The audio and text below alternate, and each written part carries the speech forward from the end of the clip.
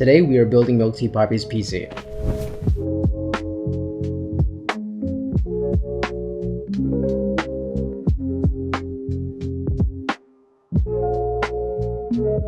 We'll get into the story of how I met him and how this came to be, but before that, we gotta go over the specs. So Newton, MilkTPapi, wants to game and stream. However, the games he usually plays don't require anything crazy. So my main focus is to make sure that this build can handle streaming with smooth playback. I like to future-proof my builds. So when he hit me up and said that he already has an RTX 4080 Super, I hit up my sponsors and said, hey, help me support this guy's dream build. I was talking to MilkTPapi about the CPU. He asked me for a recommendation, and the one I gave him was the 7800 X3D processor. And before anyone critiques on why I chose this CPU and not the new 9800 X3D, it's because the new CPU literally launched 2 days ago when I was filming this. On top of that, it was sold out in minutes. I also wanted to cop one for myself, but I couldn't. This CPU still slaps. One of the best CPUs for 2024, in my opinion. And of course, we're still future-proofing, so fight me. Moving on, we got the Gigabyte X870E Aorus Pro ICE ATX motherboard. Yes, this is one of the new motherboards that supports the new 9000 series. I know. Again, I'm a failure for trying to snag one, but going back to future-proofing this build, it can do it. This motherboard has all the bells and whistles, easy latch systems, 3 PCIe 5.0 slots, and DDR5 speeds up to 8000 MHz. Honorable mention, it supports Wi-Fi 7, and that's crazy. Shout out Gigabyte for supplying this for Newt's build. I can always count on them to help me out.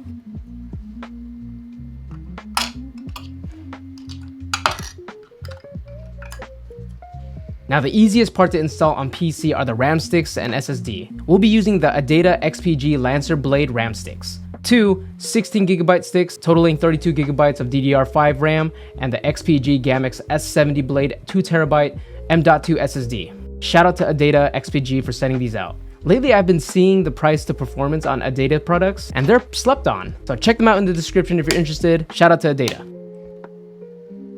The nice thing about these new motherboard line is you don't need those small screws anymore. You just have the easy latch system, and look, and it has 3 slots. However, this is not where you put it. You put the primary one right here. The one with the huge heatsink. Look at that. So before anything, take out the plastic. Oh no, that was supposed to stay, but make sure all the plastic's out. You don't want to melt that in the near future. And take this out as well. Perfect. We're not going to be using the stock heatsink, the one that comes with it. We'll be using the motherboard heatsink, which is designed to be a little more efficient, right? It's got an M.2 thermal guard. It even says it. I'm not sure if you guys can see it, but it says it right there, the thermal guard. So when we install our SSD, that's the Gen 5 slot. We got to go for the Gen 4 slot, which is 1 slot below. And then we press down, and then it's supposed to latch, just like that. Perfect. This one, this heatsink goes here, slides in, and then latches back down. And we're done. We've installed the RAM sticks, we've installed the CPU, and now the SSD. The motherboard is done. The case, power supply, and AIO were supplied by NZXT. The case is the H9 Flow in white. It looks clean, has 4 fans included, easy to build in it, and has a fair price compared to other cases with similar designs. And they're over $200. This one sits at $160. Fans included. Remember that. Speaking of fans, NZXT has new fans called the F360, which are essentially 3 fans put together. No need to daisy chain, and no need for 16 screws that you have to screw in while mounting 3 different fans that have 2 cables on each fan. But the best part of these fans, it only comes with 1 wire, which will make installing and managing the cables a lot easier. Power supply is the NZXT C1200, which is an 80+ gold certified and is fully modular. We're gonna need all the power to support the 4080 Super and the new X870 motherboard. The AIO all-in-one cooler is the NZXT Kraken Elite 360. Yes, the one with the LCD display allowing you to customize it in any way you want. Full build PCpartpicker will be in my bio. Shout out again to Gigabyte, Adata, and NZXT. Thank you so much. This part of the PC building section, I'm actually gonna be pulling up Copilot on my phone, and we're gonna be asking them PC questions. Hey, John. What's up? Whatever you want, man. We could argue about whether pineapple belongs on pizza, or get deep into the latest trends, or ponder ultimate questions about life. What's your vibe today? I got a couple PC questions for you. You down? Hit me with them. Building a PC is like crafting your own tech masterpiece. He's right. I just chose the Ryzen 7 7800 X3D over the 9800 X3D that just came out today. Can you tell me the difference between the two? Sure thing. The key difference between the Ryzen 7 7800 X3D and the 9800 X3D lies in their cores and threads, as well as their clock speeds. The 7800 X3D generally has fewer cores and threads compared to the 9800 X3D, which should make the latter more powerful and better suited for heavy multitasking and demanding applications. Additionally, the 9800 X3D typically has higher base and boost clock speeds, leading to potentially better performance in scenarios that rely on raw speed. However, the 7800 X3D might come with a more attractive price point, making it a solid choice for gaming or general use without breaking the bank. What drew you to choose the 7800 X3D? I could not get the 9800 X3D because it was sold out within minutes. All right, let's talk about graphics cards.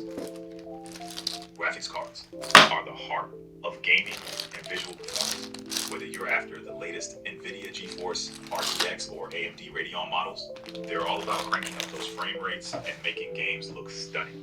What specifically do you want to dive into? Performance comparisons, new releases, or maybe building your dream PC? Let's do performance comparisons. Sure thing. What specific models or graphic cards are you interested in comparing? All right, so my last PC build was struggling because it was featuring a RTX 4060 graphics card, and I had to upgrade it to an RTX 4070. What's the difference between a 4070 and a 4060?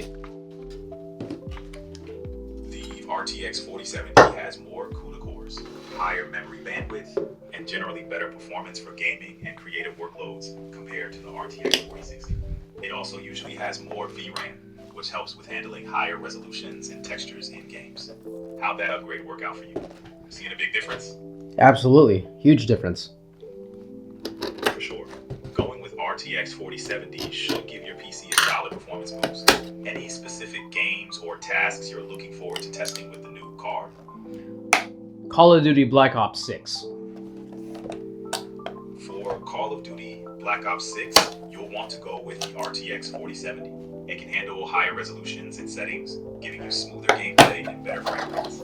It'll also provide more headroom for future games and updates. What settings are you aiming to run the game on? Performance settings, mainly because his monitor can run up to 240 FPS or 240 Hertz.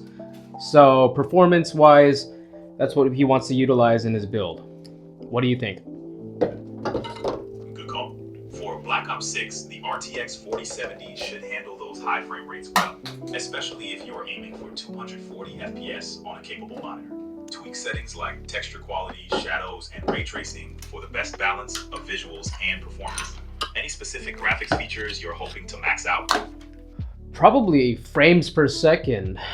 I mean, there's no particular graphics feature that we really want. As long as it's still immersive, the gameplay is smooth, we can see what the bad guy looks like versus the background of the map we're playing in. Got it. Sounds like maximizing FPS for smooth and immersive gameplay is the priority. With a high refresh rate monitor, aiming for consistent high FPS is key. Black Ops 6 should let you tweak settings to find that sweet spot between visuals and performance. Have you tried adjusting graphic settings like texture quality or shadows to see how they affect the FPS while keeping the game visually appealing? Of course. That's what I do. Nice.